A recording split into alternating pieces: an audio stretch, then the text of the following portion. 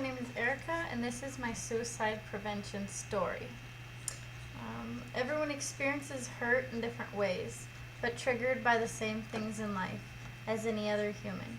How we deal with this hurt is what makes us unique from another person. I was talking to a school teacher who mourned a past student and a niece. She stated how much it hurt her that the girl didn't think of how her actions would affect those around her.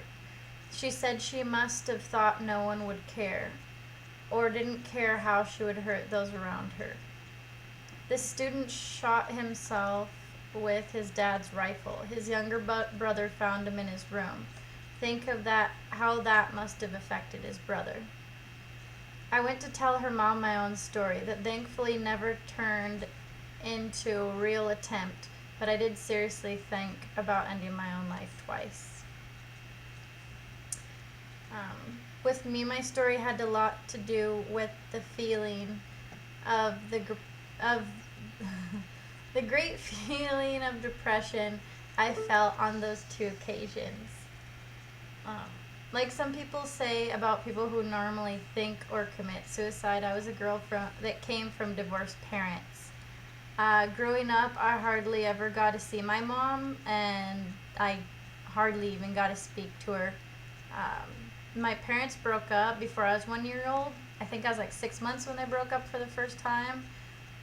And until I was about 13, I remember seeing my mom like once a year for a day to a couple of hours. I didn't see my mom that much, and she actually didn't live that far from me. But, things happen. That definitely caused a great amount of hurt in me as a child and confusion. Why was my mother such a horrible person? Why couldn't she see me more? Did she even want to see me more? It sounds harsh, but kids did not think like adults. We or I did not understand that adults did not understand what adults tried to say about why. I didn't have a normal family like some of my friends, and a mom and a dad. The biggest thing that triggered depression was my family moving me to Mexico all of a sudden summer going into high school. And maybe up until then, since the 5th grade, never ending a school year because I'd be pulled out of school every now and then to visit Mexico too. I'd go back to Oregon, and it was like going to a new school. I was never able to fit in after the 5th grade. How you get treated by your peers can really affect someone. My great-grandmother moved to Mexico probably around the time I was born, and I started coming down to Mexico when I was, I think, like 5 years old. My dad had his honeymoon down here, and my whole life my dad and my grandmother would always kind of play with the idea that one day we were going to move down, and I never took it seriously. And I kind of feel like I wasn't told ahead of time that we were moving down here. When the time got near, what I remember was overnight, I was really, really excited to finally go to high school. I was a normal girl that wanted to do the whole prom, and I wanted to be a cheerleader. And to hear that, I couldn't do that, and I was moving to this place where I didn't know the language. Anyhow, I loved it, and I had been coming down for years. I wasn't ready for that emotionally, physically, academically. I never really fit in school. I was one of those kids that wanted to be popular, but I never was popular. Don't know why. So feeling like I kind of had some friends, then be pulled away from that at that age, that was just a huge thing. And that's when everything for me started to go downhill, and when I started feeling that I had depression issues, definitely was right after we moved down here when I was about 13. Uh, that's when I I just was never the same. I had a lot of depression that I went through, and I cried a lot. Um, I listened to loud music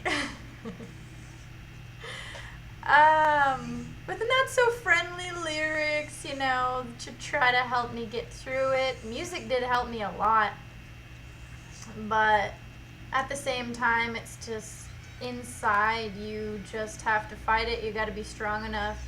You got to tell yourself and focus on a goal that things are going to get better.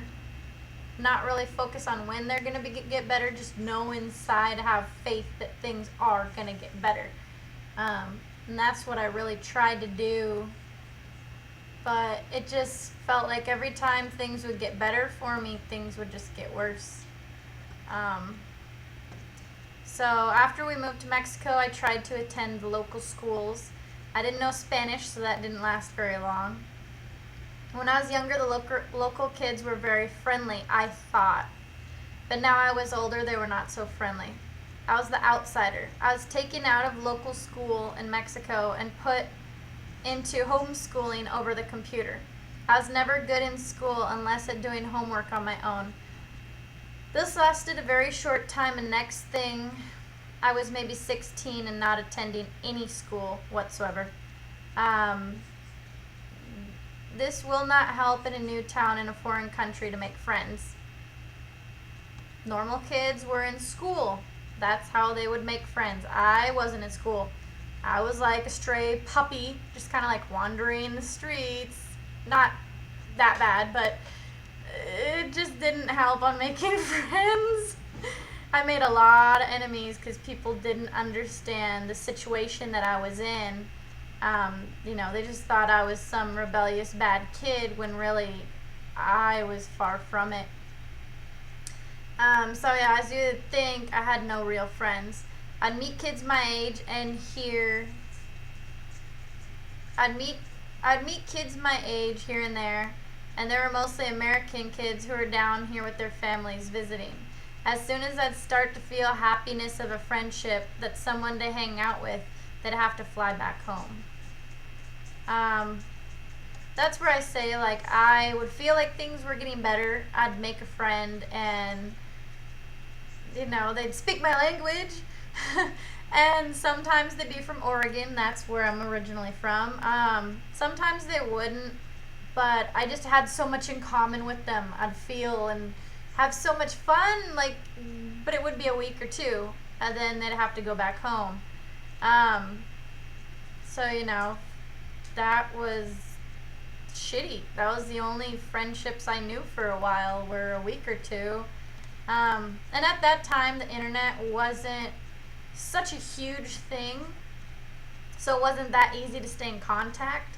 A couple of those people, they did come back down again to visit me, but we're talking about maybe 2 out of tons. I had a huge list that I made of all the people that I met, all the names, their email addresses, to try to remember them, so if they ever came down again.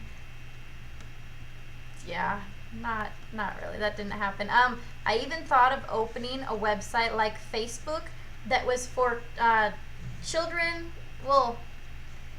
young adults under the age of 18 that traveled a lot, so they could keep in track with the people that they met on their journeys, to kind of help them with what I was going through, help them feel like, those people at that time that acted like they cared, they still did, and they could share their.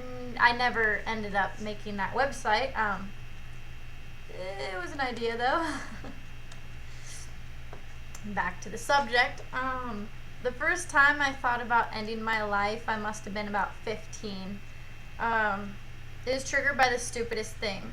An American friend who I had met here in Mexico had flown down to stay with me and my family, and we went out to play pool at a hotel. We weren't drinking. We were underage. We weren't drinking, people. We were just playing pool. Chill. As we went into the bar area to get a soda, there was some older girls playing pool. and they commented if the girl at the bar was a girl, boy, or a lesbian. As I was that person they were talking about, I had cut my hair off because I wanted to be like Christina. I had cut my hair off because I wanted to be like Christina Aguilera, and I bleached my hair, and it basically got like burnt, and it started falling out. So I had to like shave my head pretty short. My hair was like really, really, really short. I did seriously look like a boy, but to hear it from your peers, that hurt. Probably didn't help the fact that I was very thin and I didn't develop curves, boobs, butt, hips till I was like 21. So you can imagine skinny white girl, short hair. I didn't dress very feminine. Yeah. My friend and I got back to my house. The house was 3 stories tall. As I looked out the window of my bedroom, my friend listening to music with their headphones, I thought to myself why I didn't just jump off the balcony. Has to do some damage to me, right? The house is tall.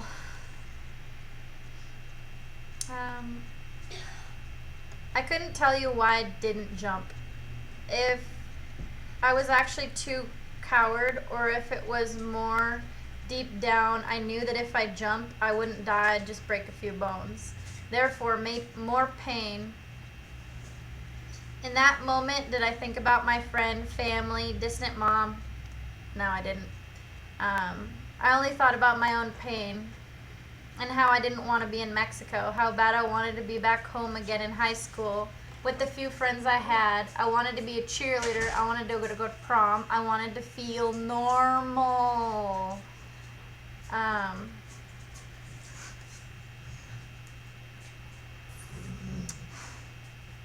I remember very clearly looking off the balcony, and I remember I felt absolutely nothing for anybody, anything, nothing. I wanted to be home. I wanted to be normal and with my friends. Hey, go away. Go sit down for a minute. Sorry, that was my son. I was mad at everybody. I didn't know who to blame for my problems. I wanted to go home. I didn't want to be where I was. I wanted to fit in. I didn't want people making me feel like I was an outsider, which I was. Yeah, sad and depressing, but that's sometimes what can go through somebody's mind when, they're in a really bad, deep place. The second time I'd finally started to make some local friends, even met a boy who I ended up falling in love with. He was my first love. He was a big part of my teenage years, but in the end it didn't work out. I got pregnant at the age of 16. Can happen. The boy mentioned above was the father. My father decided I would have an abortion even though I wanted to keep the baby, and I ended up getting an abortion. When I got the abortion, I thought that I was like at that time I would have been like 4 months pregnant. Hey, Julian, go sit down. Thank you. Sorry. I thought I was 4 months pregnant, or I would have been. And when I finally got up to Oregon to go through the process, I ended up finding out that I was 6 months pregnant. Well, almost 6 months pregnant. In Oregon, I guess the legal time or whatever, you can't be 6 months pregnant. You have to be under. But if it's even by a day, they'll still let you. Yeah, it's horrible. I would never have an abortion again. I did not want an abortion. But I was 16.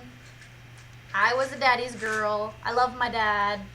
I just hoped that he knew best for me. I was never trying to get pregnant in the first place. I didn't want to get pregnant. I never even dreamed about it. Uh, but people, when they're in love, young kids, they just do stupid things. And I, did a stupid thing. But that also affected me a lot. Like I said, I wanted to have the baby. And I thought that I wasn't that far along, so when I found out how far along I was, but there was still nothing I could do to keep the baby, that really hurt my relationship even more with my family and kind of made me have this big cloud over them every time I'd see them. I was never really able to talk about it much with my family. It was kind of like, this is going to happen and we're just going to pretend like it, in the past didn't happen. But, to be that young and just feel like nothing is yours, that you have all these other people that they can tell you what to do with your life and they can force you to do these things, it made me feel even more just like nothing mattered. Nothing that I did, that I felt, just everything was going to be pulled away from me at some time. But now I've really come to love my dad again and try to understand now, especially now that I'm a mom, try to understand, his thought process and how he felt when he found out, that his super young daughter was pregnant. And, I can't blame him anymore. But it's the most unfortunate thing that has ever happened to me, and I would never hope it on even my enemies. It was the worst thing to ever experience, ever. I'd fall in love 1,000 times, and 1,000 boys can break my heart, and I don't care. That's nothing. Just that was horrible.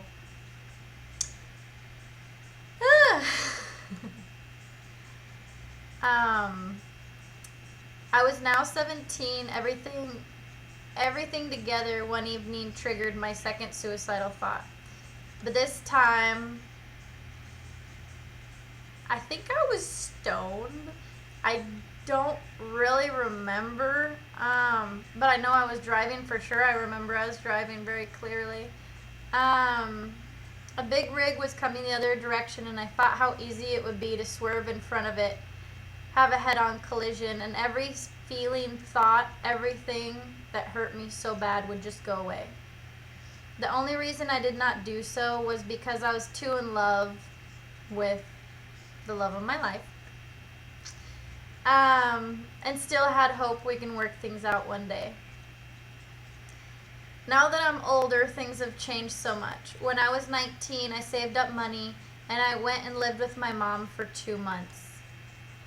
Since then, I go up to see her about once a year, and it has not been easy to rebuild a relationship out of scratch, but we're trying. I've gotten in contact with those friends I had in the short years I lived in the United States. A lot have stated that they were sad I left, and since then I have been able to rebuild a relationship with a good number of those friends. It's no matter what I went through and how horrible it was or how horrible I thought it was at the time, I always tried to keep faith. A lot of it was I put a lot of faith in the relationship with the guy that I fell in love with, my love of my life, whatever. I put a lot of emphasis on that relationship, and that really pushed me. To a certain extent, I thought, okay, I'll never move back to Oregon. I'm never going to see my friends again. I'm never going to fit in. The relationship with my family may not ever get better. But it was just that love, that immense love that I had for that other person, that human being. That was my hope. That's what saved me. It's what got me through everything. Um, in the end, yeah, I'm not with that person. I just got married a little bit ago. He just got married a little bit ago. Um, it hurts, you know. Anyhow, I moved on. It hurts really bad when I heard that he got married to someone. People always told me when I was 16, 15, 16, when we first met, um, that it wasn't love and we were just stupid kids and we didn't know how we felt. We stayed together from when we were 15 or 16 all the way up until I was, I think, like 21, 22. We kind of kept on seeing each other once in a while.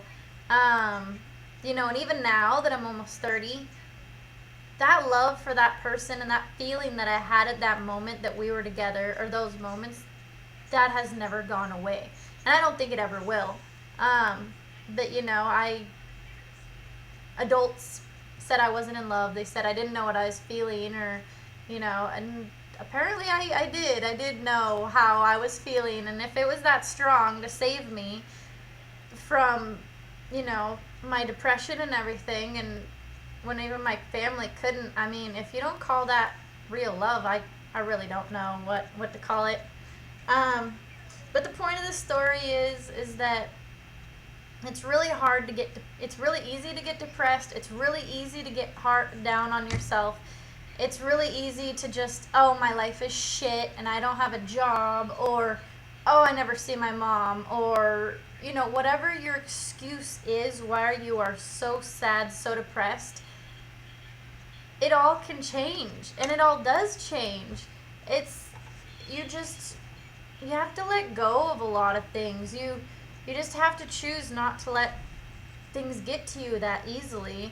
You have to keep your head up, and you really have to just try to make things better. If you have shitty friends, I'm sorry, let them go. Try to find better friends. I don't have that many friends, and I still don't really fit in. But I just got to the point where I'm more mature than that. I don't care if I fit in. I fit in with a couple people, and I like it. I like it that way. There's not a lot of drama in my life. I'm happy.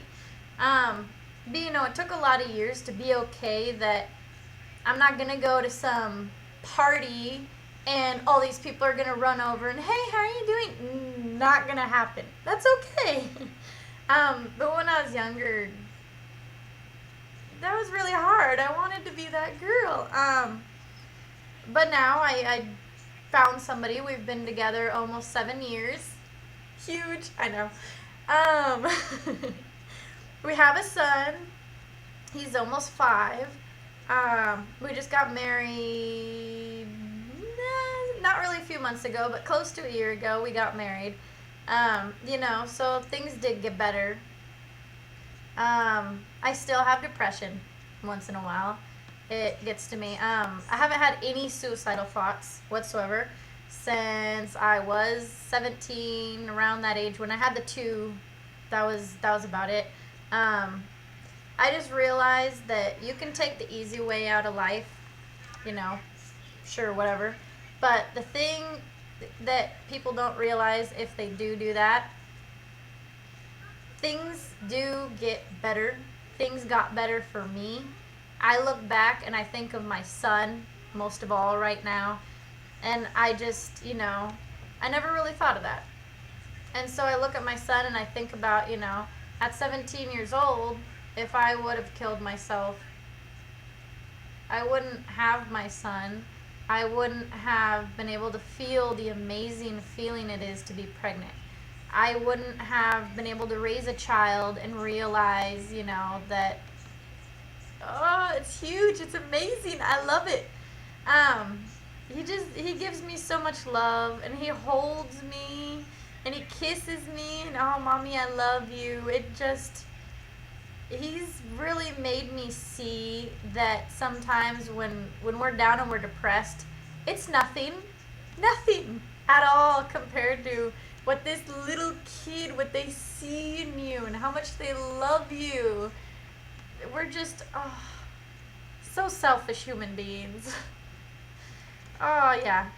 You can tell. I love being a mom. It has changed me Huge, huge changes. There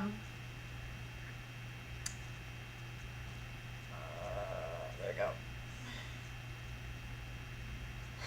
Each one of us has a different story, but in the end, there is so much more ahead of you in life than to live for the shit that's in that moment. I was blinded by all the bad, and it very easily happened. Thank God I didn't go through it, be through with it. Denounced to me, I had way too much to live for down the road. Yes, I was reading all of that the whole time. I had kind of written everything down on a piece of paper just so I could kind of remember some key things that I wanted to go through that made my experience maybe a little bit different than yours or a friend's or whatever. But that's all true stuff I went through, not adding or taking anything away from it. And I would like to dedicate my thoughts, or me being able to kind of like come out and be so open with this, to a girl that I knew in middle school, Nicole Tammen. Nicole, for reasons unknown by me, she committed suicide. I don't remember in freshman year. She was beautiful. She was smart. She was silly. She was just one of those girls that you'd never think that it would happen to. And anyhow, I only hung out with her once. Sorry. Anyhow, I only hung out with her once. I really liked her, and we had a really good time. I went over to her house, and she had roses in front of her house, and we were looking in the roses, and we'd find little frogs, and we'd kiss the frogs, and we'd say that they were gonna turn into our frog prince. And then we went to a park that was in front of her house that we weren't supposed to go into, and we were playing in the mud, and I remember how mad her mom was that we got all muddy. But my friend Brittany, she always remembers her every year, and she always puts something on Facebook, kind of, so her memory doesn't die. Then one year she put up that, things did get better, and how much she wishes that she was still here. And it made me realize, I was in that could have happened to me, and I didn't do it. And then it made me so happy that I didn't. But, for her, I don't know what her reasons were, and, that she couldn't have been saved, and that she couldn't have had her own kid now, and been married and gone through all the happy things that I've gone through, and realize, that was such a small part of our lives, that she didn't have to just end it. Just tears me up. But I'm gonna go dry my eyes now. I really hope that my story helps, somebody, at least for 5 minutes. It makes you realize that, you're not alone. And yeah, that's it. Miss you, Nikki.